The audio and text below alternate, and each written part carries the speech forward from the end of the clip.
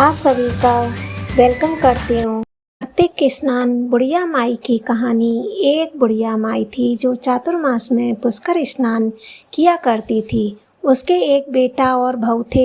सास ने बहू को फलाहार उपवास में खाने योग्य बनाने को कहा तो बहू ने खाली टिफिन ही रख दिया। माँ बेटा को पहुँचाने के लिए पुष्कर गया। रास्ते में माँ से बोला, माँ फलाहार कर लो। जहाँ पानी मिला वही फलाहार करने बैठ गई तो भगवान की कृपा से खाली टिफिन फलों से भर गया। माँ ने फलाहार कर लिया। पुष्कर माँ के रहने के लिए झोंपड़ी बनाकर बेटा वापस घर आ गया। रात्रि में श्रावण मास आया और बोला, बुढ़िया माई दरवाज़ा खोल। तब बुढ़िया माई ने पूछा, आप कौन हैं? मैं श्रावण मास। बुढ़िया ने तुरंत दरवाज़ा खोल दिया। बुढ़िया माँ ने शिव पार्वती की पूजा अर्चना की, बेल पत्र से अभिषेक किया। जाते समय श्रावण मास ने बुढ़िया माई को आशीर्वाद दिया और झोंपड़ी की एक दीवार सोने की हो गई।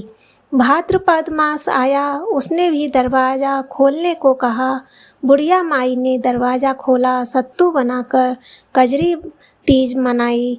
भाद्रपद मास में बुढ़िया माई को आशीर्वाद दिया और झोंपड़ी की दूसरी दीवार भी सोने की हो गई।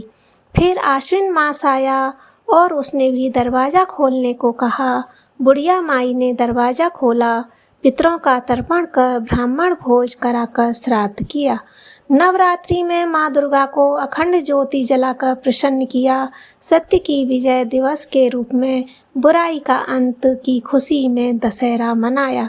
आश्विन मास ने जाते समय प्रसन्न होकर तीसरी दीवार भी बहुमूल्य रत्नों से जड़ित कर दी और बुढ़िया माई को सदैव प्रसन्न रहने का आशीर्वाद दिया।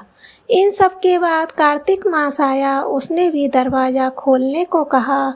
बुढ़िया माई ने दरवाज़ा खोला, अति प्रसन्न मन से कार्तिक स्नान किया, दीपदान कर दिवाली, गोवर्धन पूजा, भैया दूज, गोपाष्टमी, आंवला नवमी मनाई।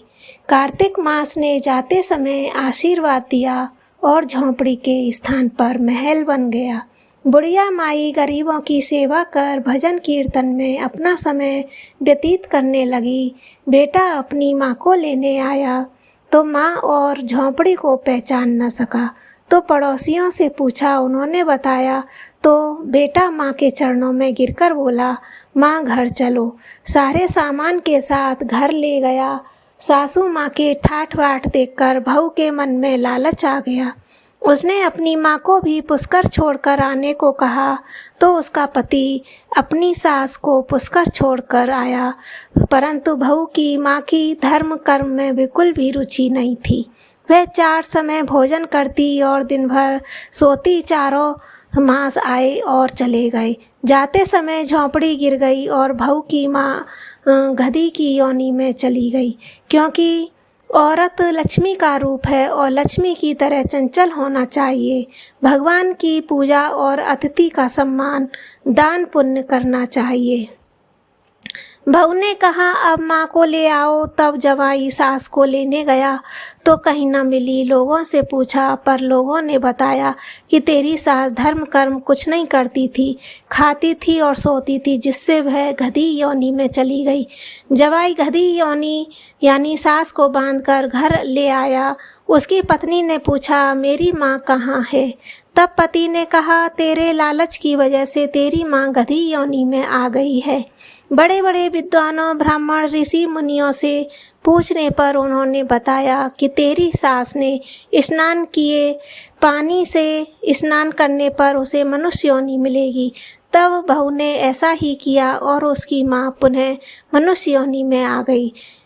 राधा दामोदर भगवान जैसा बुढ़िया माई को दिया वैसा सबको देना, कहता न सुनता न हुंकारा भरता न, हमारा सब परवारन देना।